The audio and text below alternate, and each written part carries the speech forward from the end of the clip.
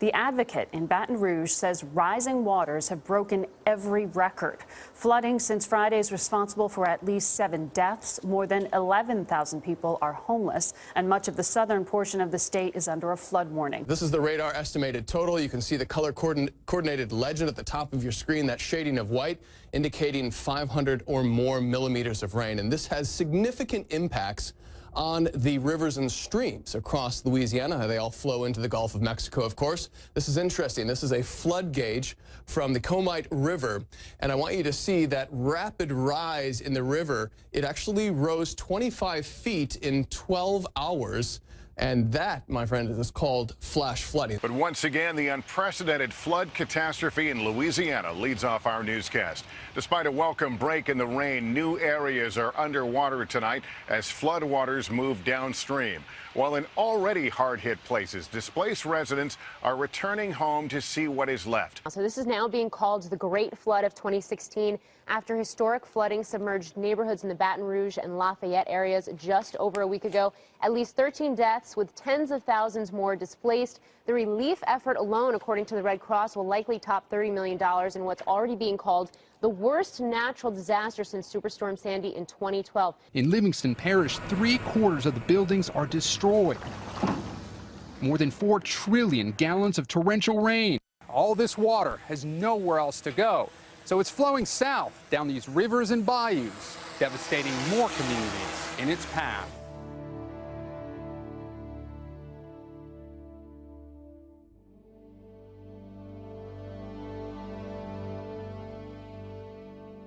I had been in Minneapolis, Minnesota on a trip. Started getting the weather alerts from here back home and looking at it, and I said, well, we're getting a lot of rain. And of course, first thing I do is check our river stages in Killian to see what the river looks like. And the river was favorable. It was actually a little bit low, and the wind wasn't out of the southeast, which is normally a big negative for us. So I really wasn't thinking too much of it. I flew in to New Orleans the Thursday night in the rain, and I came home and was supposed to go back to New Orleans Friday, Saturday, and Sunday for the Louisiana State Firemen's Convention. And when I woke up Friday morning, I started hearing a lot of chatter on the radio. It sounded like things were getting kind of bad. So I called the fire chief from Livingston number 4, and he said they needed help.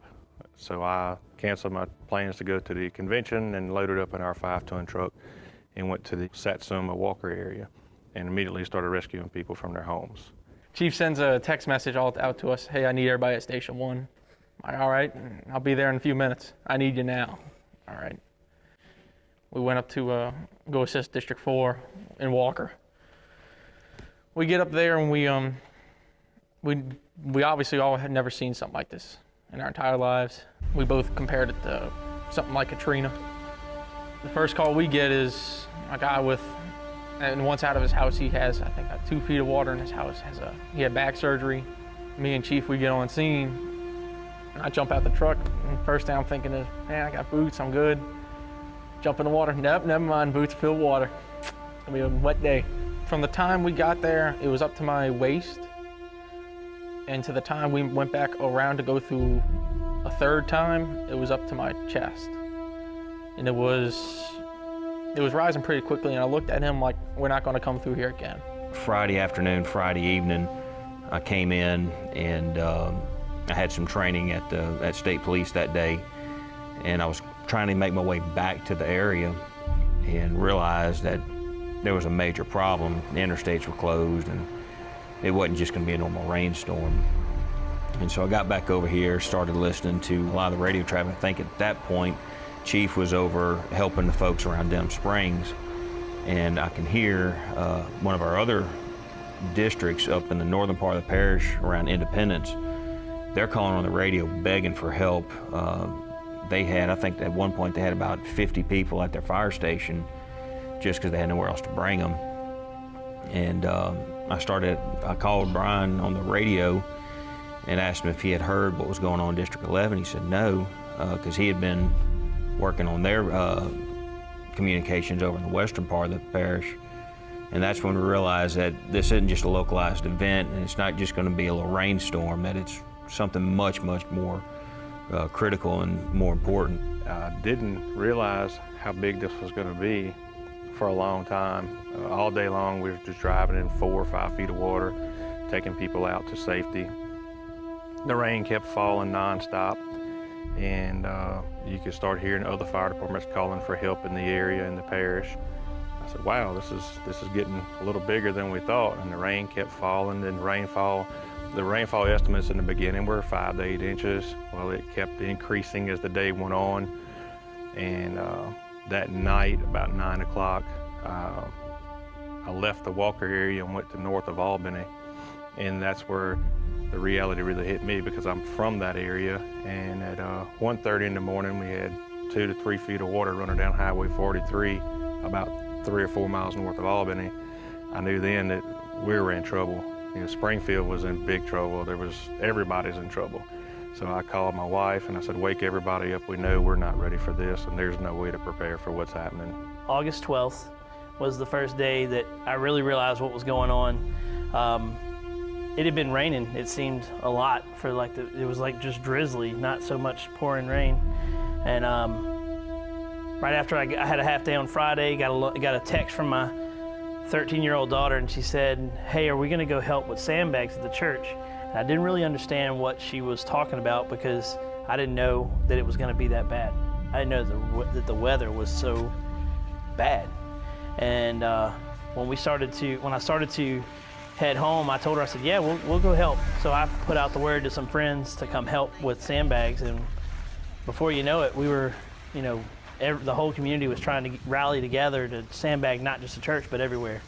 And I was really caught off guard personally by how serious it was. As time went on, we stayed there the whole evening until we ran out of sand, and then the next day, we put out a call on Facebook asking people to come help do more sandbags. And it wasn't just for the church, it was for everywhere, because people were just coming up and getting it from the church. Hey everybody, we're looking for some help out here at Woodland Baptist Church. If y'all get a chance to come out, come give us a hand. Basically, any manpower we can get, shovels, we got the bags, we just need the manpower. Y'all come and see us, thank you. Once the water got high enough, we knew we had to back out of the Lizard Creek area and come back towards Springfield so we weren't blocked off from our homes. So I started telling the folks there that, we were getting word from Springfield that they're gonna eventually shut down Blood River Road. We need to come back to Springfield. So we kind of stopped where we were at and we headed back to the fire station, and we started doing sandbags out there. I just thought it was gonna be a normal rainstorm. Water always comes up around my house when it rains the slightest bit. In March, the highest they got was to the second or third step on our porch.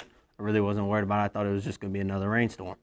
So I was like, all right, I'm gonna go to a friend's house, no big sweat. So I packed my bag, and little did I realize that's all I'd end up bringing with me and all I'd end up saving. I was at work. It was really a heavy rainy day at work, and we had a flood here in March. My wife and I had decided then that the next time the water started coming up, she was gonna get out and go to our daughter's house. So as she was headed out, she called me and said, the water's flowing, it's moving. And usually the floods around here, the water comes up, it goes down, and it's just that. To have it flowing through was unique. Then after work, I come in on Highway 22, and it's like that. The water's just a couple of inches at this point, but it's flowing rapidly across the road. And I was able to make it into town, but it wasn't long after that the water came up and it wasn't passable to get back out. People started showing up here, not just to get sandbags, but to help people who needed them. And that was without any call for help. They were just showing up. And we had worked for so long. We started at like 8 in the morning, and we were doing sandbags until I guess we probably stopped around 3 or 4 in the evening. And the only reason we stopped is because we ran out of sand again. Once that crowd dispersed and everybody kind of went on their way, I came into the fire station and everybody had left. Y'all were all gone, and I was here kind of by myself. And I remember that somebody said Brian was up in Albany helping people. And at that moment, I still didn't understand how high the water was. We pull in to a station at Albany. Their chief comes up to us. We got to go north on 43. All right, no problem. We go up to District 11's area. They had like 75 to 100 people trapped, at their station, and they're holding everybody there. At some point, I ended up in Albany, and the mission was to go up Pea Ridge Road, hit 442, and come over to Crossroads and go up to District 11 to get, at this point, probably 75 people out of their fire station and back to dry land in Albany, which we assumed was going to stay dry. Come to find out later, that wasn't exactly going to be the case, but that was the mission. I'm from Albany originally, and I remember the '83 flood. I remember the river, the Albany River, being over the Highway 190 bridge just east of the town limits. That was really the gist of it. You had your low areas there, but to see a foot of water at the red light in Albany, at Highway 190 and Highway 43 where they intersect, and 3 feet of water at the fire station right in the middle of town.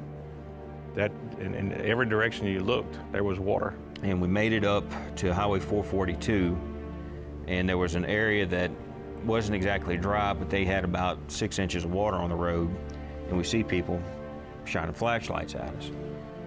And so we stopped and we'd get out, and there was 30 people standing there in the road wanting to get out. They had come out of their house and they were just standing in the road because that was the driest land around. So we took them, put them in one of the guard trucks, and was going to go down and send that guard truck out with these people. And then we went up, I don't know, a quarter of a mile, and we see more people shining flashlights. And there was about 6 houses there, mobile homes that were sitting up probably, I don't know, 2 or 3 foot off the ground. And so we all went out in pairs and 3 people and went to each house to knock on doors, and this is 12 o'clock at night. And I remember the house that I walked up to, they had a deck on the front of their house, and it was about waist height. And when I walked up, the water was at the bottom of the top step of their deck. So I walk up on their deck, knock on the door. Hey, with the fire department, we're getting people out. If you'd like to get out, this is a great opportunity. We don't know when we'll be back. So they said they wanted to get out. We spent about 10 minutes for them to gather some things and start getting out. And in that 10 minutes, as they were finally walking out, the water was about 1.5 inches from getting in their mobile home. It had come up about a foot in 15 minutes. So we did get some National Guard trucks. Fire District 7 and Fire District 9 sent their trucks to Albany as well. And then we all went to try and evacuate people from the fire station north of Albany to get them to Albany to a shelter. He had over 100 people trapped on a hill at the District 11 fire station. And what was happening, the chief up there has a 5-ton just like ours. He was bringing people from their homes and dropping them off at the fire station as fast as he could get back to them to get them out of their homes. Problem is, we couldn't get them people from the fire station to a shelter because there were no shelters. Every shelter we normally use was flooding. And the phone was ringing here, and I got a phone call from a lady that said, hey, we're on 4th Street. Can you come help us get out? We want to get out. And it was starting to really hit me at that moment. And I think I called Brian on the radio, and I was like, Chief, there's people calling asking to get them out, and there's people here at the fire station wanting to know if they can help. Brian said, go do it. Go help them. So we did. These 3 guys from Belle Chase, they brought a boat. I don't know where they came from or how they found us. They just said, hey, we want to help out. What can we do? I said, well, Chief just said, let's go do it. So we loaded up, and we went, and the road on Main Street was blocked past the Whitney Bank. So we went past the football field, and the water was coming up right there pretty high. And I thought to myself, I said, man, it's insane to see this much water in Springfield, even as much as we flood, as often as we flood. Well, I noticed the pastor from the First Baptist Church, who is a pretty awesome dude. That guy was walking, and he had chest waders on, and he was walking down the street, passing up all these trucks with boats and everything, and all these people were doing sandbags on both sides of the road. Water was coming up, and this dude is walking past all this really slow moving traffic. The pastor was coming to get a lady from his congregation who wouldn't leave her daughter. Her daughter was beside herself and just wasn't able to process what was really going on. The house was full of water, and instead of just going to safety, she's just wandering in the water. And her mom wouldn't leave her, and because the mom wouldn't leave her, the pastor wouldn't leave the mom. The most memorable call that I remember, or response I remember, was Josh texted me and said, "There's a mother with a newborn walking down the road. Y'all need to get to her now." And that was on Blood River Road. So we loaded up, and the way it worked was we'd go out to go to this one place, and before you ever got there, you'd fill your boat up with other people waiting on the side of the road, waiting to get back to safety. And then you come back, bring them back, and then you'd go and try to get to your original destination. But we ended up making it to her. When she got in the boat with her baby, all they had was a little garbage bag. And amazingly, the baby slept through the entire airboat ride, the whole way back to Springfield. When we went to George Settlement Road, the water was nowhere to be found. It was dry. There were people out there barbecuing. And I even drove by, and one lady that I know saw me and said, "Josh Randall, what you doing?" I said, "We're going to help get people out of their houses in the terrace. Y'all be ready. The water's coming up." Well, we got around, passed up the new high school site, and I took a picture of that. I said, "Man, this is high and dry. Nothing wrong here." When we got past 3 Road 1 stop was when we saw the water just starting to come over the road across from the MVets. And it was shocking to me. Well, we figured we would just back in the truck, launch the boat, and leave the truck and go do what we could. So we launched, I guess, Center, whatever the next street is. We got in on that street, and first thing we noticed was some dogs that were still tied up. The people had left, and we cut them loose. And we let those dogs go, but they wouldn't leave us. They followed us. So we went up taking them in the boat with us and going on back, went all the way back to 4th Street, and we got a few folks out, and the lady said, "What about my neighbor with all the dogs?" And we were piled up with people and dogs, and we made one trip out to the highway, back to Highway 42, and when we dropped them off, it was like the dogs still wanted to come with us. They wouldn't leave us and stay there. Well, we wound up letting we put some dog food out that another lady had and left those dogs there. And the significance of the dog food was how high the water rose. Because I put the dog food on dry land and poured it on the ground so the dogs would stay. And we left. We made one trip down a straight road and we came right back. That was on Center Street. When we came back, the dog food was gone, the dogs were nowhere to be found, and the water was already up to the truck where we parked. So it was rising really fast. And in that last trip, we picked up the pastor who went to go get some folks from his congregation. And at that moment, I think he understood and was much wiser to the situation than I was. He said, "We're gonna need to send people somewhere, tell people," because he knew I would get the word out, that we'll take people to First Baptist Church. And on the spot, the guy made the decision to let people come to the First Baptist Church, which wound up being pivotal for this community, because he made a gut decision at that moment that will play out for the next several weeks. And basically, I did a live Facebook feed from right there on the boat, and I told him, I said, "Tell people whatever you need to tell them."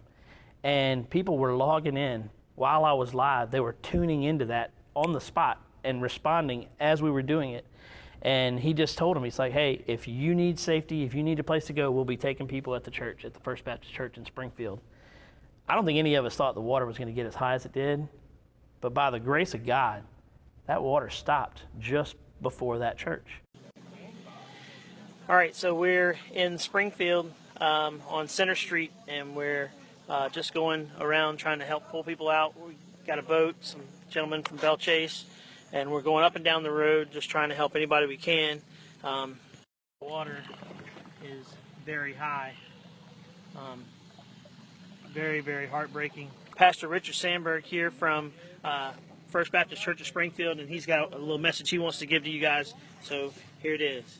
We're going to be hosting people at the church, and we need some supplies. If you have some extra food or water, blankets or pillows, please bring it by First Baptist Church of Springfield. to help everyone who's been displaced, who will be staying there at the church. Hey everyone, if you're looking to help out in the community of Springfield, Pastor Richard Sandberg has some ideas for you, so he's going to take us on a little tour and tell us about what's going on. Tomorrow morning, starting at 9 o'clock in the morning till 4 p.m., we're going to be opening up a distribution center for our community. We're asking all volunteers to come at 8 o'clock for a briefing and how you can help. We'll walk you through what we're going to be doing for the community together. And we have blankets and we have bedding. We have men's, babies, women's clothing. We have toiletry items, diapers, all of the things that you may need. Some batteries. After we come through this section, you'll lead them to this next room with the grocery items. I had been in Albany helping evacuate people up there all night, the Friday night and Saturday till just after lunch. And I received a call from Josh that things were, the phones are starting to ring at the station. Because I would check in and say, hey, when I'm needed, I'm coming back. And saw that it was definitely time to come back south. So I came down with the big truck. One of the biggest concerns we had was where we going to put all these folks, because I started driving out Highway 42 and there were just people standing everywhere on the highway with some with just plastic grocery bags. That's all they had time to get out of their homes. And I had no place to bring them. And when he called and said that the pastor at the church said bring them to the church, it was definitely an answered prayer, because we didn't know what to do. There were no shelters down here. The buildings that we've historically used for shelters were flooded. So the church has definitely played a major part in the success of our operation. We came back through and the water was even higher by the football field. It was completely across the road at that point. It wasn't on both sides, it was completely across. And when we got into town, we just came back here and we just started answering the phones at the fire station. And I didn't understand at the time that 911 was out and that 911 had already been out for a while. So we weren't receiving emergency calls. We were receiving calls from people who were in the know enough to get that station phone number.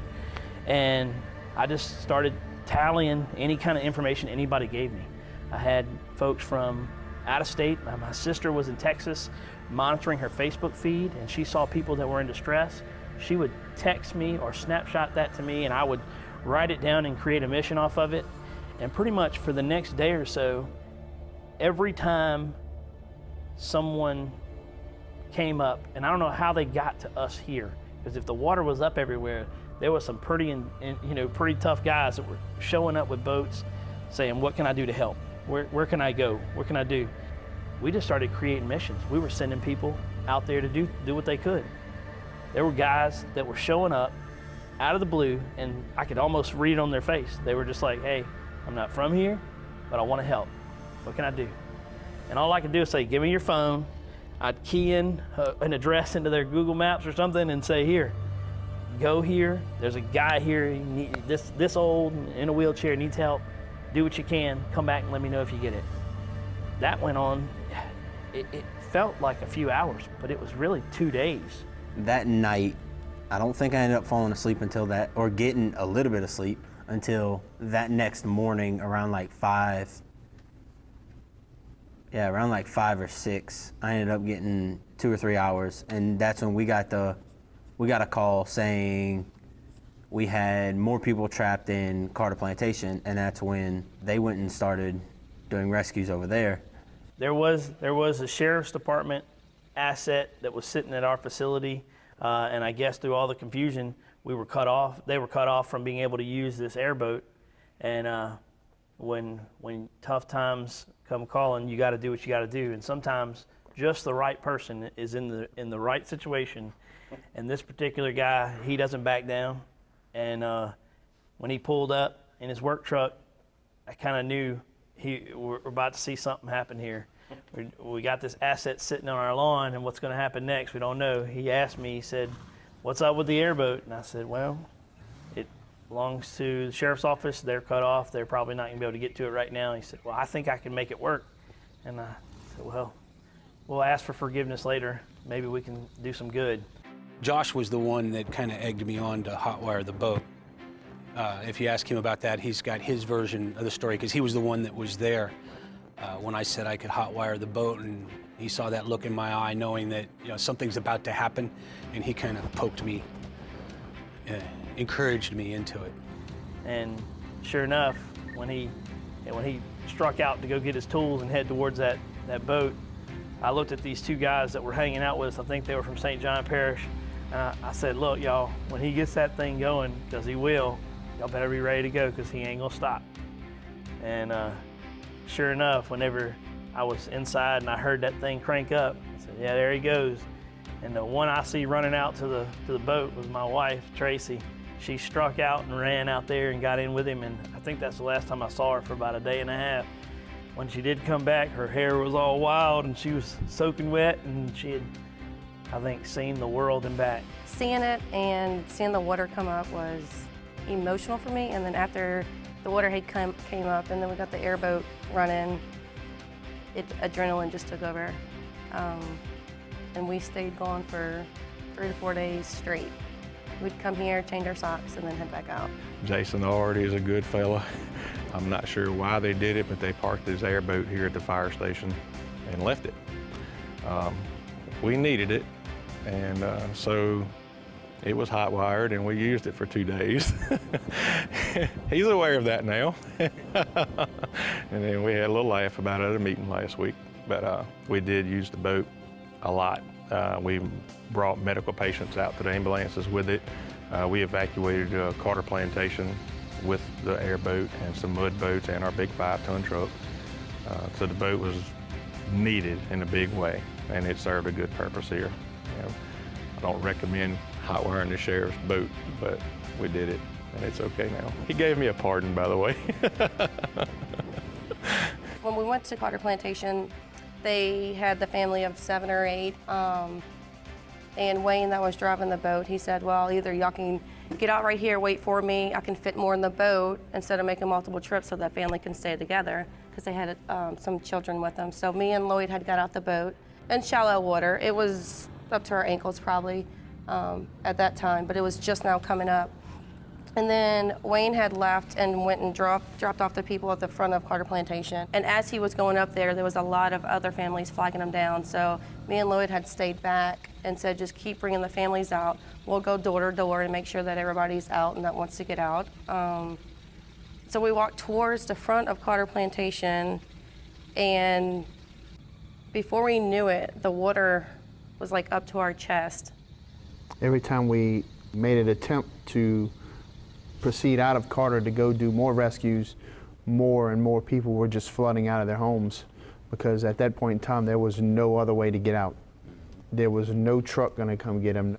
Our little task of going in to get that family of 8 or 9 turned into an all-day ordeal, and I think we rescued somewhere in the neighborhood of 50 to 100 people that were stranded. Plus, I think Brian and them took the high water truck in and made a couple more rescues where the water was shallower. It was just very perplexing, the water and how fast it came up in that subdivision. It was just unbelievable. It changes things. I did rescues, and this was even during the day, around Carter Plantation, which is an area that I'm pretty familiar with. I was lost. I had to completely reorient myself for getting around, because all your landmarks are gone. On top of that, the water is moving so fast that you had to account for the current and the flow and plan ahead where you were going to go. It was unlike anything I've experienced around here. Carter Plantation, and that was a really eye-opening experience. There's, the golf course was, you couldn't hardly see it. These people with these really expensive homes, some of them had just been built, and they got water, 2 feet deep in their house, and they're sending over their kids trying to get out. That was a real sobering experience that, it's one of the lessons I took away from it. Mother Nature doesn't differentiate between your bank account, how much money you have, influence, or nothing like that. It affects all of us the same way. I had a difficult rescue down a whole family. I had a boy 3-4-year-old boy who was having an allergic reaction. His eye was swelling up. Allergic reaction can get real bad real fast and can become very serious. So even a minor one you take seriously. In a flood environment, even more so, because the time it would take to get him out. They were on the other side of a river that was chest deep and flowing. And we knew they were there, but we didn't have any way to get to them because it was, flooded road, dry road, flooded road, dry road. You couldn't get a boat, you couldn't get a vehicle. I ended up walking through there, and I'm talking with Josh on the radio, on the fire radio, telling him what I've got and what I need. And the conversation ended with, I don't know what I'm gonna do, but I'll do something for you. That was Josh. I bring the people out in a little flat bottom boat, 2 at a time.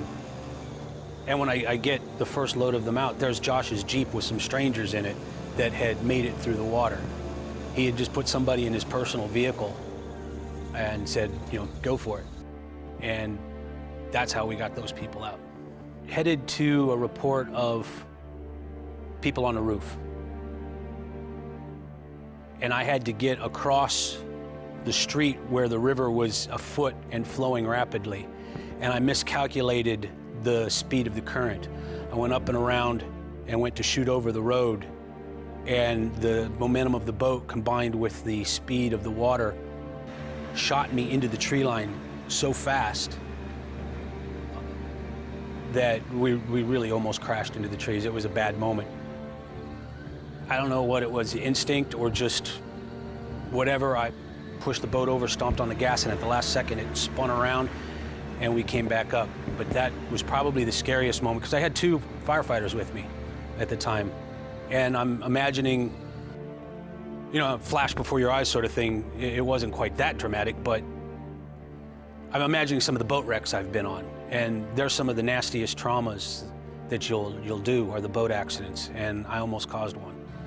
And we stopped at the clubhouse right there, and they had a huge number of people just standing around, didn't really know what to do. But a lot of people that were there on vacation. Some of them had their luggage with them. And I took a picture. There's a sign in front of Carter Plantation that said the clubhouse was right there. And there's Whitewater Rapids in front of that sign. It looks like something you would see in Colorado. 4-foot tall Whitewater Rapids just rolling through there. And, if I didn't know it was Springfield, Louisiana, I'd be waiting to see a group of tourists on a raft going through there. It was unbelievable how fast that water was moving. Anybody walking through there would have been swept away. There's no doubt in my mind. I was wearing sandals all through the day. Somebody commented on the allergic reaction I was having because I had red stripes on my feet. And that was from every time I stepped off the airboat, I was getting eaten by ants. They will ball up in a ball and float until they hit something, and then they swarm up and grab it. And if that's your leg, it's not good. I didn't have that happen, fortunately, but they'll also head to whatever high ground they can find. And I'm always taking the people to whatever dry ground, and then you step off and there's ants all throughout the water. So yeah, it's definitely a miserable part, and it was a couple of days before the itching and the redness went away in my feet. In the last flood where the water just came up and came down, and how the water is now, it's full of all sorts of nasty bacterias and funky stuff. And I'm not one to be concerned with that, but anytime we have a trauma in the river, just under normal circumstances, it's a high priority just for the infection factor. You asked me about people going into this water, that it should be avoided. Any kind of open sore, open scratch. I ended up on antibiotics from the last flood just because of an infection that wouldn't heal in my arm. I had made a few trips out Highway 42 west of town, and I went out to the Hutchinson CC Road at 42 at the little store and was picking up people. And the water rose so quickly on one of my trips. When I was returning, the truck was full of people. I'm not even sure how many people were in it, but when I came to the Blood River Bridge, the water had been running over the road right there But within a 30 to 45 minute time period of me picking up a lot of people at the store on my way back, it was running over the rails. And I really lost a lot of confidence in the bridge at that point, you know, because I'm thinking that's a lot of pressure on the bridge, but at least I know it's still there. That was the most nervous I was, because that was racing, just raging water going across there, and the turbulence it was creating was incredible, and it would show you the force of the current coming through. The bridge that he was speaking of, we actually had to take a pike pole and find the bridge one night because we thought it was gone. It was completely under 6+ feet of water. All our markers on the edge of the road were gone. We could no longer see where we were going. We were just going by memory. And I still can't tell you the reason why they even thought they could. Took a Ford pickup truck and attempted to cross the Blood River Bridge on Blood River Road. Now granted, the water's 6 feet deep, 5 to 6 feet deep, raging across the road there. We could barely see the tops of the signs that marked the guardrails. That was our guide to cross it in our truck, in our big truck. I got a phone call from a resident down there and said, "Hey Brian, somebody just went across and they washed their truck away." So a couple of us loaded up and took off down there real fast. And when I pulled up to the bridge, the water was in there on the floorboard of the truck with us. I saw a male subject and a female both hanging on to the tree limbs of a tree. And I couldn't believe it. I was like, wow, this is really happening. So we pulled up and we let out the rope with the flotation devices to them, and then we pulled them back to the truck. And I mean, it definitely, timing was everything, and we were able to save their lives. Think about those operations, the rescue operations like what Brian was talking about earlier. It's amazing because the guys that were with him, those are some of the guys that their house had flooded. They were already in fireman mode and had to turn off hey, my loss of property. I still got my life. Let me get out here and serve. And, you know, these guys are out there, you know, putting their life on the line. And that's amazing to see. If I remember correctly, it was 33 firemen and 16 of them. So of the 33 firemen, 16 of them have received damage to their home, and they're out there still serving the community.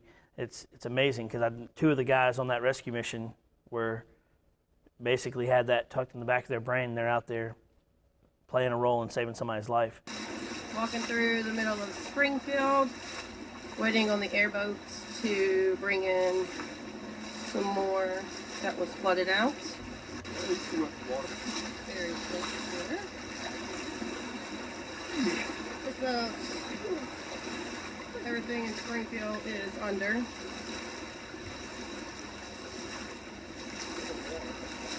It is very, very fast, rapid water.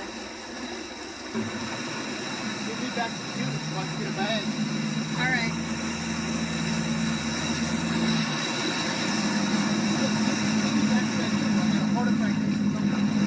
Hey, wait, let me jump in.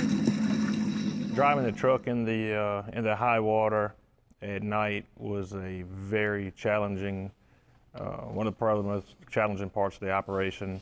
We're driving down the road and it's pitch black. And we ran off the road a little bit and almost got stuck in the 5-ton. So he's like, "I need you to get out. I know you're gonna hate me." I'm like, all right. I get out. I'm in chest deep water with my flashlight, and you can't see your hand underneath the water. If it's right on top of that water, you couldn't see it. You have snakes running past you. I'm like, last thing I need to do is get bit. I don't want to get bit today. Don't want to get bit. Don't want to get bit. No way to judge where the edge of the road and the ditch met, especially on the parish roads. It's really, really difficult. You know, all the mailboxes were underwater, and at times the headlights of the truck were underwater. So now you're driving in pitch black. So what I learned to focus on were the knobbies of the tires on the blacktop. So you just have to go slow, and it did. It made every mission take forever, but safety was always first. So you don't just keep barreling on down the road thinking, well, we're going to be okay because we're the firefighters.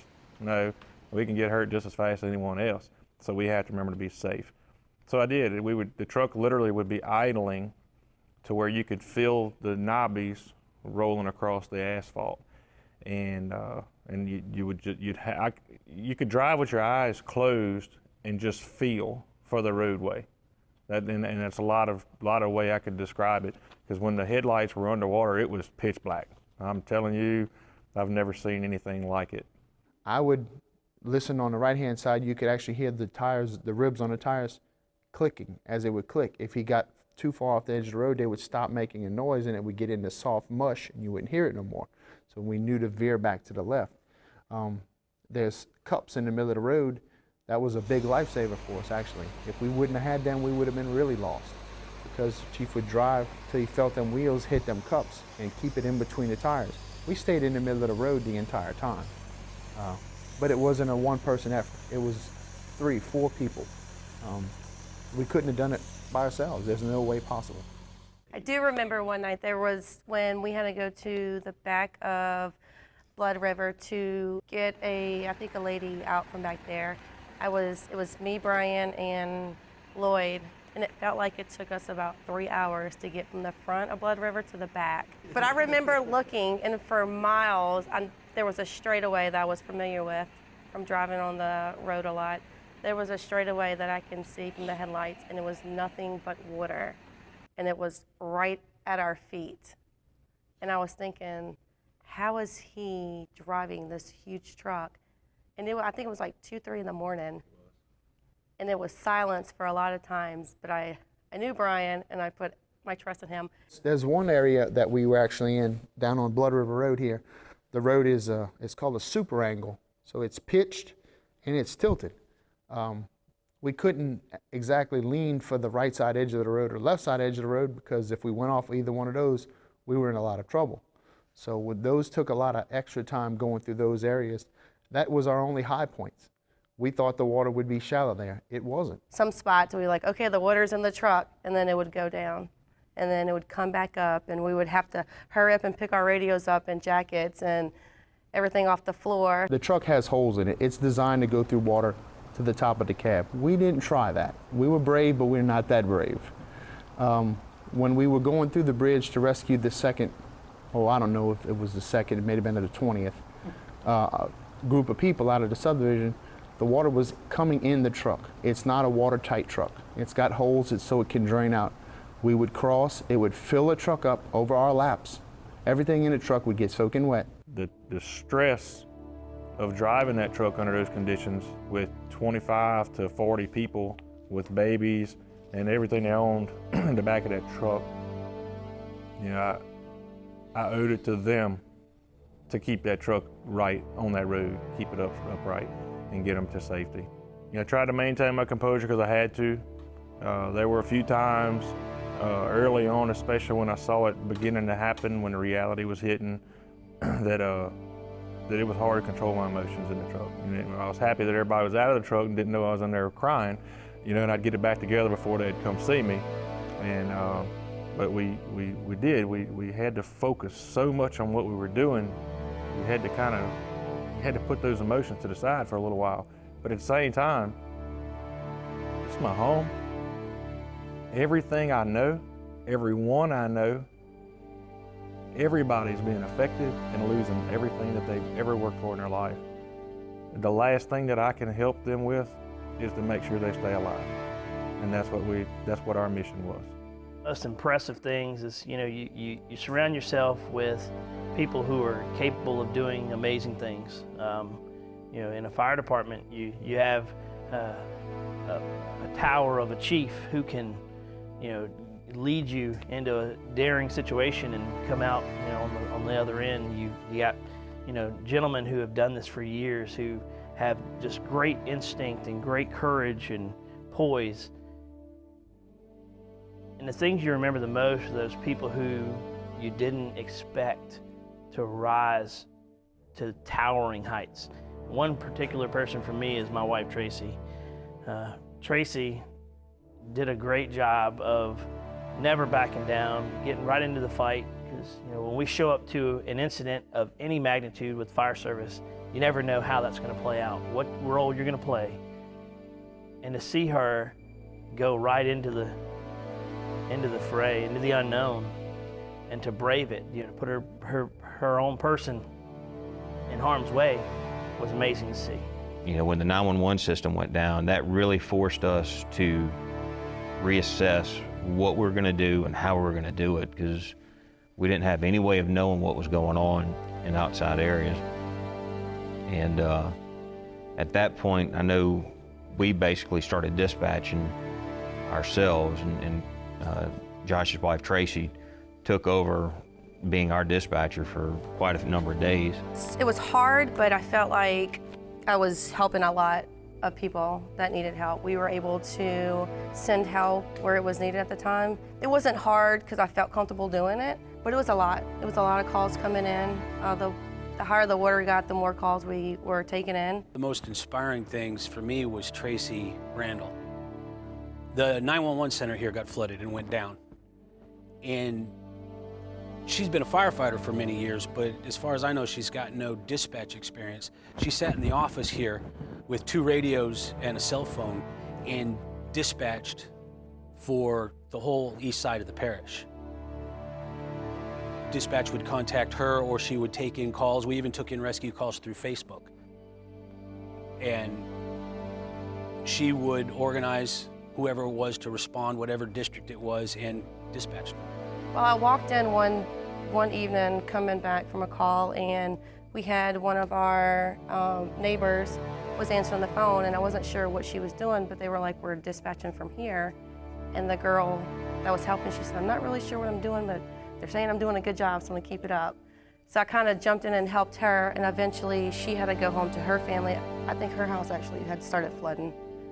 And from then on, I was at the phones taking all the 911 calls and then dispatching them out to the fire department that the call was for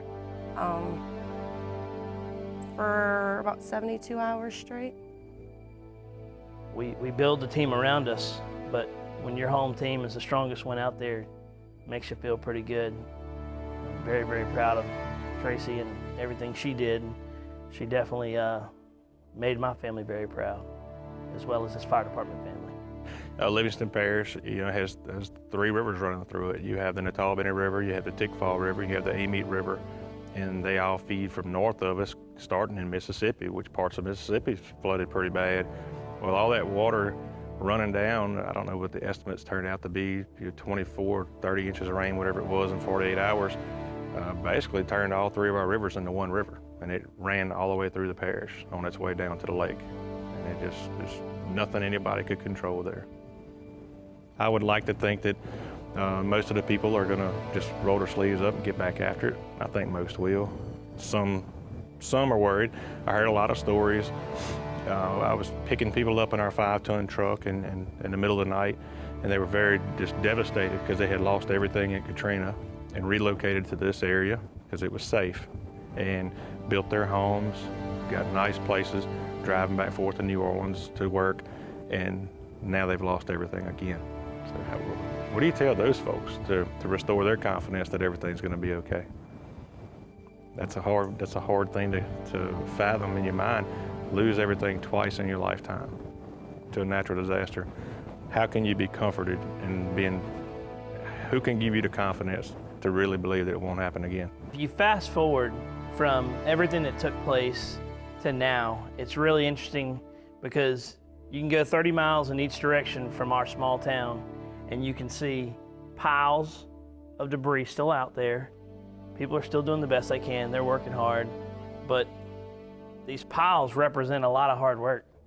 And I hate to say that it would ever be something that you're proud of, but it's good to know that folks are not giving up. Folks are still fighting. And I think it all stems from the fact that these people didn't go through this alone.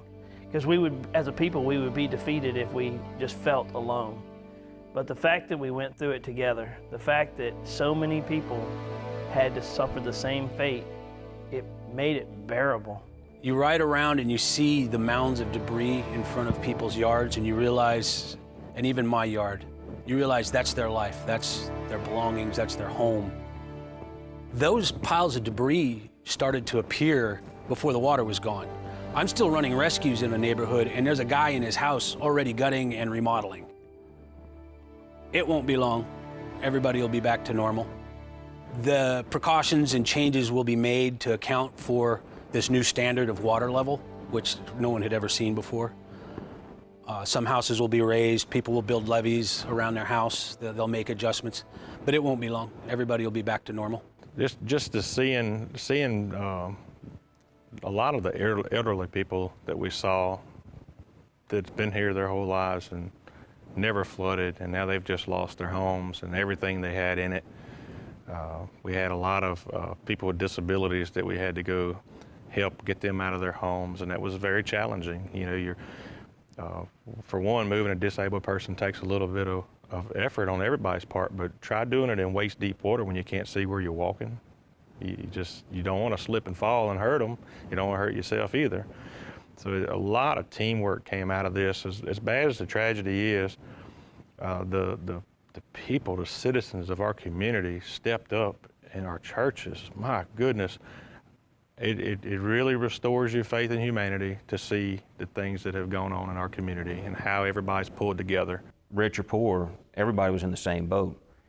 And that's what was going on is a lot of the same people that, you know, they may not have been the wealthiest, but they were out there with boats and pickup trucks, whatever they can use to get people out. Hey everybody, it's been a long day supporting our community, and it's amazing the outpouring of support we've had, and just got people from all over the state, all over the area coming in to help us out, and it's just amazing to see folks come and do that. Particularly, I got these folks right here. They actually came out to Springfield from the South Shore. They traveled across all that water on a boat. It's been a long 3 days, but we are at the fire station now. I've been going around the clock and got a lot of people asking out of the area how they can help. Got a lot of people asking how they can be helped. So hopefully, if you can still get communications, and I know cell phone signal as of this moment is not working in Springfield, we are basically using internet hard lines to communicate. So if you can see this, what we're looking to do is we got firemen basically going around the clock trying to help out.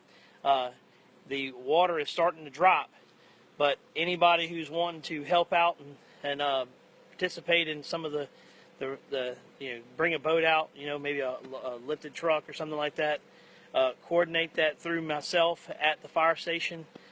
You can come by here or send me a message, and I'll do what we can to get you lined out. We had people come during the height of the storm, as well as up to a week or more later, from Mississippi and southern Louisiana and other places that have had disasters in their history.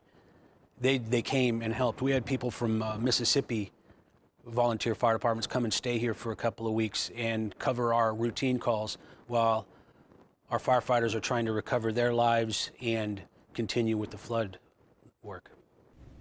Effort of everybody coming from different places, countless places, like up north and East Texas. And I remember meeting people from Florida and Alabama just coming to help with their boats and bringing food and blankets and simple necessities, toothbrush, toothpaste, shampoo, soap, and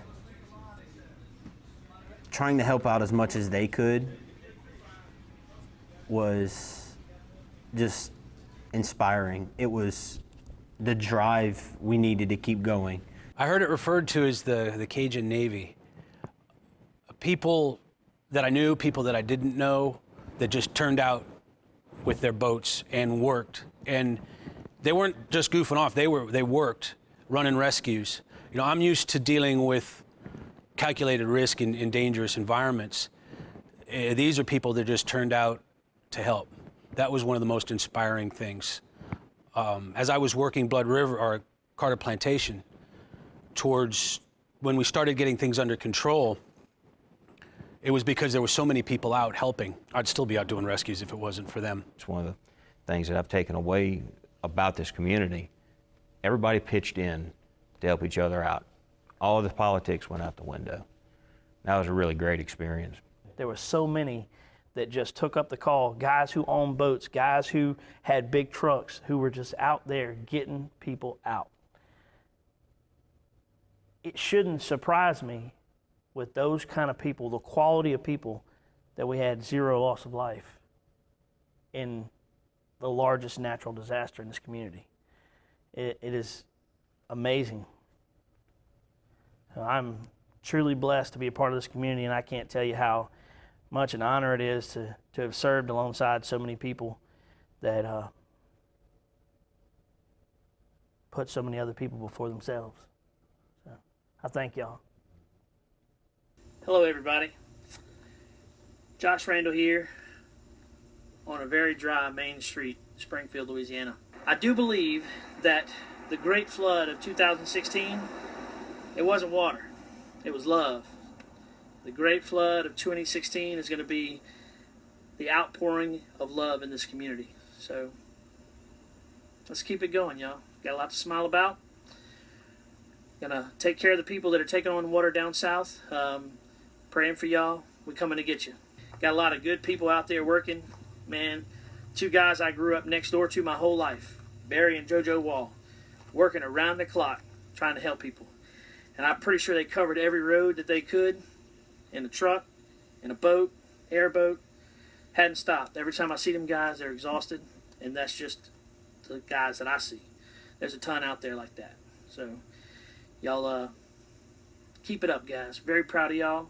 Proud of Springfield, small town USA. I love y'all.